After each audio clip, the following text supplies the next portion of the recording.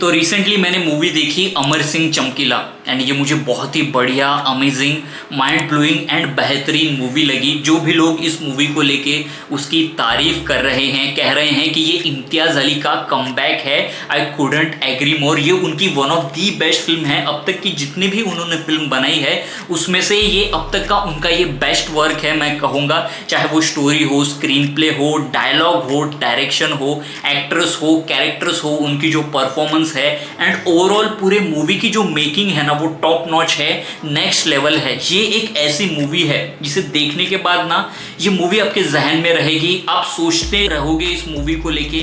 और इस मूवी के अंदर जो चीज़ें प्रेजेंट की गई है, अच्छाई को लेके, बुराई को लेके, सही को लेके, गलत को लेके एंड जो मेन कैरेक्टर है अमर सिंह चमकीला, उसके बारे में जो जो चीज़ें प्रेजेंट की गई है कि वो कैसा इंसान था, उन सारी चीज़ों को लेके आप सोचते रहोगे। ये मूवी आपको एक फूड फॉर थॉट दे के चली जाएगी and at the end of it ना you will be like what a movie man and what a character personality Amar Singh Chamkila was. अमर सिंह चमकीला मूवी जो है ना ये एक बायोग्राफिकल फिल्म है based on the life of Amar Singh Chamkila, जो अपने ज़माने के पंजाब के काफ़ी मशहूर और फेमस गायक थे। उनके जितने भी शोज होते थे वो हमेशा हाउसफुल रहते थे एंड उनको लेके लोगों के बीच में, पब्लिक के बीच में इतना क्रेज था, दीवानापन था, पागलपन था कि उनके जहाँ पर भी शोज होते थे ना उसके आसपास के जितने भी घर होते थे उनके छत के ऊपर इतने लोग आ जाते थे, इतने लोग आ जाते थे कि वहां की छत टूट जाती थी एंड वहां से लोग नीचे गिर जाते थे, जिस वजह से कहा जाता था he is a roof breaker artist. जो कि मूवी के अंदर दिखाया गया है, उन्हें पंजाब का एल्विस प्रेस्ली कहा जाता था और वो अपने जमाने के highest record selling Punjabi artist थे एंड उनके जाने के बाद भी कई सालों तक उनका जो रिकॉर्ड है वो कोई तोड़ नहीं पाया। अब वो सिंगर कैसे बने, क्यों बने, कौन कौन लोग थे जो उनके जर्नी में इन्वॉल्व थे, इंस्ट्रूमेंटल थे उन्हें सिंगर बनाने में एंड उनके लाइफ को लेके, सिंगिंग को लेके एक कंट्रोवर्सी थी कि वो अश्लील गाने गाते थे, जिस वजह से मेजॉरिटी ऑफ द ऑडियंस जो है वो उन्हें पसंद करती थी। लेकिन एक सेक्शन ऑफ ऑडियंस ऐसे भी थी जो उनसे जलती थी, उन्हें पसंद नहीं करती थी, उनसे नफरत करती थी and at the age of 27 at the peak of his career उनका असैसिनेशन हुआ, उनकी गोली मार के हत्या की गई। ये सारे उनके लाइफ के जो एस्पेक्ट है, जितने भी उनके लाइफ के किस्से हैं, ये इस मूवी के अंदर दिखाए गए हैं। उनको जानने के लिए, समझने के लिए आपको ये मूवी चेकआउट करनी पड़ेगी जिसका नाम है अमर सिंह चमकीला, only on Netflix. Director Imtiaz Ali has done a marvellous, stupendous and fantabulous job in terms of the artistic choice he has made for direction, screenplay and dialogue। मतलब वो चाहते तो बड़े ही आसानी से एक बेसिक रैग्स टू रिचेस की कहानी दिखा सकते थे अमर सिंह चमकीला की, कि कैसे नोबडी से समबडी एक आर्टिस्ट बनता है, फिर वो फेमस हो जाता है एंड उसके बाद उसका असैसिनेशन हो जाता है, खून कर दिया जाता है। लेकिन जो डायरेक्टर इम्तियाज अली है वो ये सारी चीजें, एस्पेक्ट जो है वो प्रेजेंट करते हैं। उसके साथ साथ एक और इंपॉर्टेंट एस्पेक्ट जो है इस मूवी के अंदर प्रेजेंट करते हैं, जो इस मूवी का एक बैकड्रॉप है, एक रिकरिंग थीम है जो कि है मॉरल डिलेमा, जो कि हमें क्वेश्चन करने के लिए, सोचने के लिए मजबूर करता है कैरेक्टर्स को लेके, उनके डिसीजन को लेके, उनके थ्रू आउट एक आर्क को लेके एंड पूरे कहानी को लेके। जो अमर सिंह चमकीला है वो नो डाउट एक बढ़िया सिंगर है, बेहतरीन गायक है, लेकिन वो अश्लील गाने गाता है। पर्सनल लाइफ में वो एक बढ़िया और एक भला बंदा है, लेकिन उसने कुछ ऐसे क्वेश्चनेबल डिसीजंस लिए हैं अपने लाइफ में, कुछ ऐसे फैसले लिए हैं जो कि पब्लिक के नज़र में, सोसाइटी के नज़र में गलत हो सकते हैं। उस दौरान के जो पुरुष वर्ग है वो क्या सोचते थे, जो महिला वर्ग है, जो औरतें हैं वो क्या सोचती थी, वो Maverick and genius AR Rahman के कंपोजिशन के थ्रू, उनके गानों के थ्रू वो चीज़ प्रेजेंट की गई है।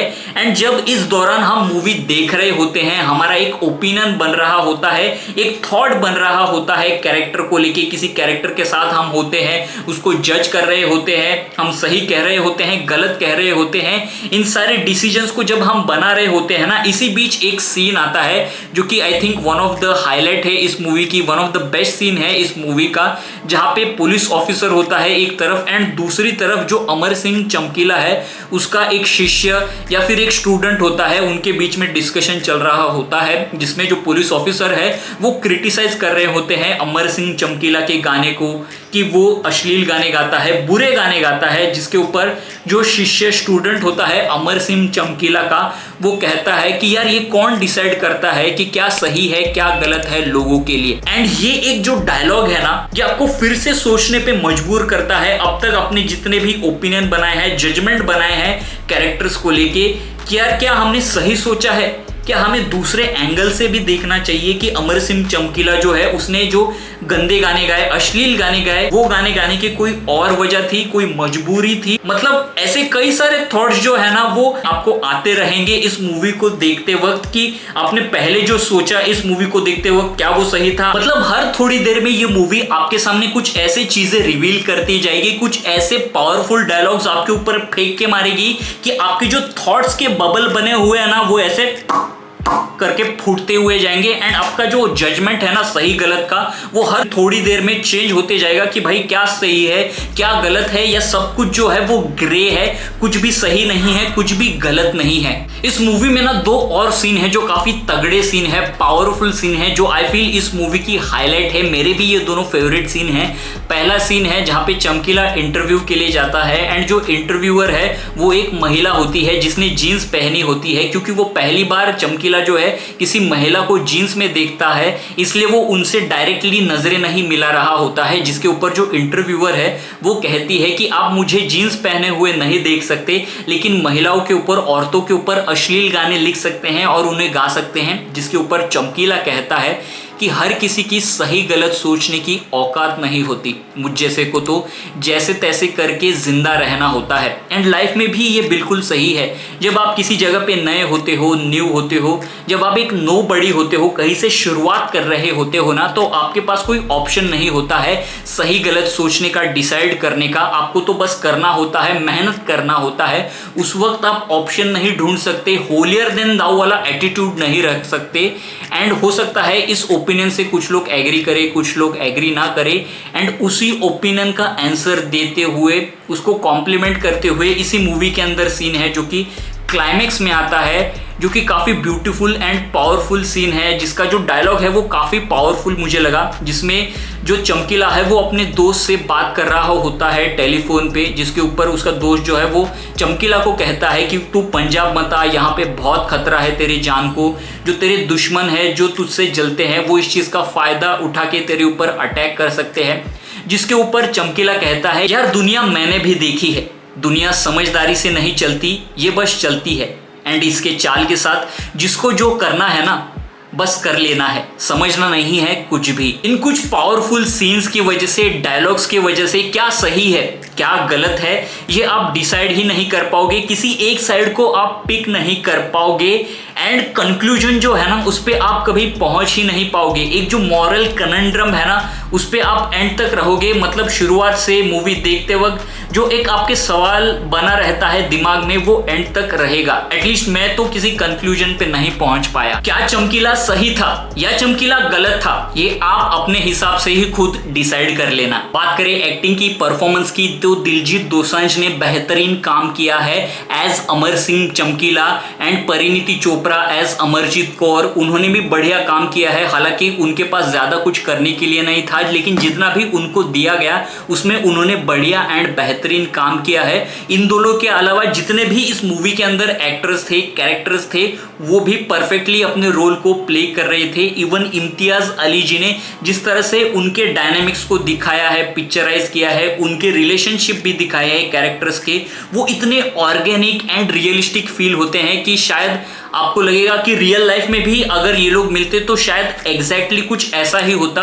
आपको वो चीज़ फील होती है। सिर्फ एक सीन को छोड़ के, जहाँ पे जब चमकीला अमरजोत से शादी करता है एंड उसको लेके पंचायत के सामने जब वो पूरी मीटिंग होती है, एंड जिस तरह से वो पूरा सीन पिक्चराइज किया गया है ना, वो मुझे थोड़ा फिल्मी लगा। उसके अलावा थ्रू आउट मूवी में मुझे कहीं भी ऐसा फिल्मीपना नजर नहीं आया। पूरा एक ऑर्गेनिक एंड रियलिस्टिक वे में उन्होंने दर्शाया है। इनफैक्ट जो दिलजीत दोसांझ है, परिणीति चोपड़ा है, दोनों सही में असलियत में गाने गा रहे हैं, जिसकी वजह से वो एक ऑथेंटिक एंड एक रियलिस्टिक चीज़ फील होती है।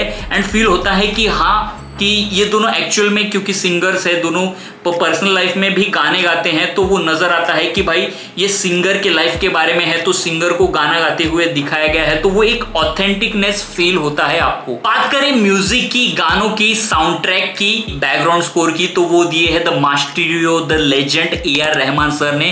भाई साहब AR रहमान एंड इम्तियाज अली जब दोनों एक साथ आ जाते हैं ना तो कुछ तगड़ा ही क्रिएट करते हैं। एंड इस मूवी में भी उन्होंने कुछ ऐसा ही किया है, कोई कसरत उन्होंने छोड़ी नहीं है इस मूवी के साउंड ट्रैक बनाने में। मतलब एक से एक बढ़िया गाने दिए हैं इस मूवी के अंदर।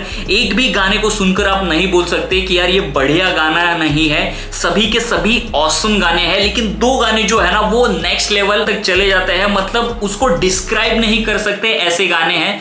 पहला गाना है बाजा, जो मुझे काफी बढ़िया लगा, जो ऑन लूप में सुनता रहता हूं।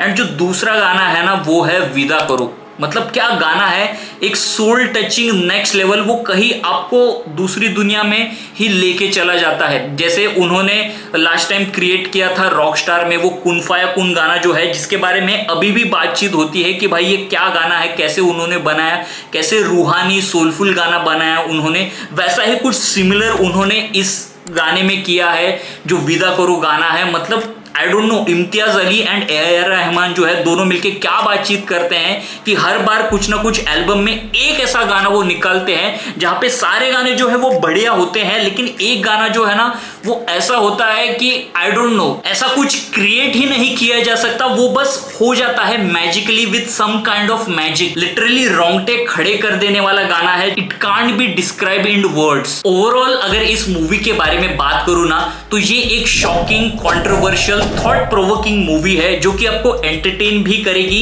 Eight the same time it will make you think of certain aspect of life and decisions maybe. तो it's a must watch movie. Definitely जाकर इस मूवी को चेकआउट कीजिए, आप बिल्कुल भी निराश नहीं होंगे। तो गाइस बस आज की वीडियो के लिए इतना ही। इस मूवी को लेके आपके क्या विचार है, आपकी क्या सिने सोच है, नीचे कमेंट करके जरूर बताइए। एंड ऐसे ही सिनेमा रिलेटेड कंटेंट के लिए सिने सोच चैनल को लाइक कीजिए, शेयर कीजिए एंड सब्सक्राइब कीजिए। तब तक के लिए बाय बाय।